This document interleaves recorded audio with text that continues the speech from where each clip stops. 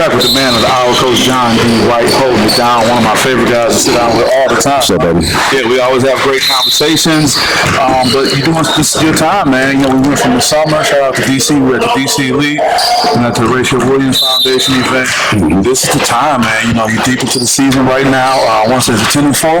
10-4. So not 10-4 right now. You know, one thing we talked about off camera, I appreciate you sharing, is your transparency with your record. And it's easy to talk about all the wins, but you know, losses come up too. Talk about why you're so comfortable putting up that record. It comes across social media, like you see it. There's no way of missing what it is, whether you win or lose. So talk about your transparency with that. Well, I think, you know, we win gracefully, we lose gracefully. I think in every game we play, whether it's a win or loss, there's a lesson that's always learned. And I think it's something that we could take from it to build on it, because all 4 of our losses combined to 12 points altogether in the 4 losses, whether it's missed free throws, missed box out, just the little things, you know, not denying the ball, just not playing with no energy, you know, you lose games. So I think for the most part it's a humbling experience. It keeps the boys humble, you know, because it's easy to get wonderful when you're winning all your games and think that you're invincible. So it's just a way to keep things before them. Yeah, you know, and you talk about the humility, and just to stay on that for a second, the vulnerability that comes with that. It's not that I think you like, oh, I got to post this, but you know, just as you post those wins, you're going to post the potential loss or the loss, and it's like, do you feel like you're taking a body blow when that comes through, or it's like, you know, do you feel even more vulnerable when you have to post something that's not just favorable like you like? I don't think it's a body blow. I always tell the boys, it's funny you say that about humility. I always tell the guys, you know, before honor comes humility. You know, everybody want to be honored, but they're not humble. You know what I'm saying? So, and that just comes with things going to their head. So, like I said, you know, you keep it before them and let them know, hey, this is where we at. This is where we need to work on. So it just keeps them hungry, keeps them ready, you know, willing and ready to work all the time. You know, let me tell you something. You know, whatever your mantra is penetrating. When I sat down with each of your guys, you know, 90% of them, they were mirroring your conversation. They were talking about, you know, championship, coach will take us to the promised land. And, you know, players say what their coaches tell them, but they don't always say it. But they're saying as if that's front of mind for them. Can you talk about what that's like? Yeah, because my whole thing is championships are our destiny. You know, if that's your day, that's what you want to happen. You have to speak things into existence, but it's also faith without works is dead. You can have all the faith in the world that you're going to be a champion, but if you're not putting in the work on a daily basis, you know what I'm saying? It's just, you know, it's going to waste. So I think that's the thing, always keeping in their forefront that, you know, hey, we're here to win championships. You know, if you come to Renaissance, you come to win championships, and you come to do it the right way, play as a team, play for each other, you know what I'm saying, just do great things. You said on a daily basis, man. Talk about what that grind is like. I mean, this is, you know, for the most part, that, you know, mid to latter part of the season, even in the collegiate games, you see the different part of the season. It's like, is it almost hitting the wall? How do you keep the guys motivated? How do you stay motivated? The sun is not out when you come in, you know, it's just dreary time, you know, on the west side of Detroit. I mean, how do you stay motivated during this time? Man, you know, Lindsay, I'm blessed to have great mentors in my life, whether it's my bishop, Will Thornton, or Leonard Hamilton down at Florida State, or Glenn Cyprian, you know, who worked years in the NCAA and also in the NBA.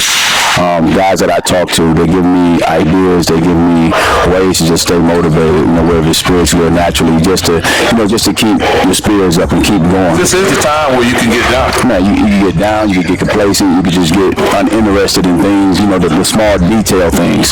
So I want to keep the boys, you know, interested, keep things competitive, you know what I'm saying? You know, do fun things with the boys, you know, get out, you know, don't have a hard practice. We're going to shoot, we're going to work on skill work today, you know what I'm saying? I don't want to run them in the ground, but still keep them, you know, competitive and doing things that's going to help them, you know, when game time comes. I think Juwan, we sat down with him, he did say, you know, practice is kind of like, talk about the attention that the program is getting overall. I mean, talk about, you know, playoffs start next week, but, you know, every time I look on social media, man, you got some of the top coaches in the country, you know, checking your players out. How do you manage that?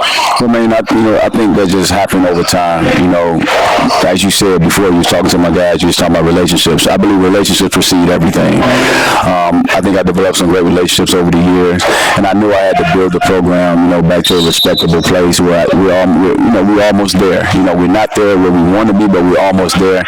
And coaches know, how I'm trying to rear guys in and how I'm trying to, build them up and develop them. So I think that's the main thing, man. Just, developing guys, and, coaches see that. They see the change in the culture that I'm building here. I can't help but notice, you try to give players their fair amount of shine, but man, you got 2 freshmen that's coming through. I mean, talk about development. You don't even have to look too far. And to have a freshman, I mean, what is it like having that kind of star power, firepower right there ready? And I tell everybody I was blessed. I was blessed to get those 2, and Lance Stone and Jaden Savory. To me, I think they're the best freshman tandem in the state. Right now, it's just me. I might be biased, but I mean, for good cause. You got 2 freshmen who both had 30-point double-doubles this year. Jaden had 33 and 14 one game, and Lance just finished with 32 and 11, or 32 and 13 last game. Something ridiculous, but but they do it within the team concept. And I think that's the great thing. They bought into team. They're not coming in saying I got to shoot this many times. I got to have this. They bought into the team culture, man, and it's a beautiful thing. I can't go without talking about some of the other great things you're doing. Your outstanding life as a black athlete. And talk about the timeliness of what you started, what you got out there with, and look at what's happening in the NFL right now. Talk about just being an African American coach, an African American city with teams for African American young men, and just dealing with all the things that are happening in the outside world, but still having to come in and be successful. Man, it's I always say it's humbling. I don't take nothing for granted. The black athlete, I believe, is timeless. It's timeless. From Willie Mays to Hank Aaron, all the way down the line, man. It's just timeless, man. The black athlete, is going to be here forever. And it was just 3 words that, dropped in my spirit, man. And the black athlete, not branded it. Words that we use every day, but it has so much meaning and it's so powerful. And I just think, man, in the culture and climate we're living in, man, it's just our duty as black athletes, as black coaches, man, to continue to push, the narrative that, we powerful beyond measure, and you take pride in who and what you are, and don't hide from it. Yeah, it's interesting because you and I have talked offline about when you started that brand, some of the mixed reactions that you but if we turn on TV right now, we talk about what's happening in the NFL in particular, now it's kind of like, oh, what you was talking about is so relevant. I mean, are you getting those, oh, you did say this, or are you tempted to have this, I told you so, mindset? How's that been doing with current events? Well, right now, I smile. I smile about it because what I was saying was now it don't seem too foreign or too far off to what I was saying. I'm scared to touch it. You understand?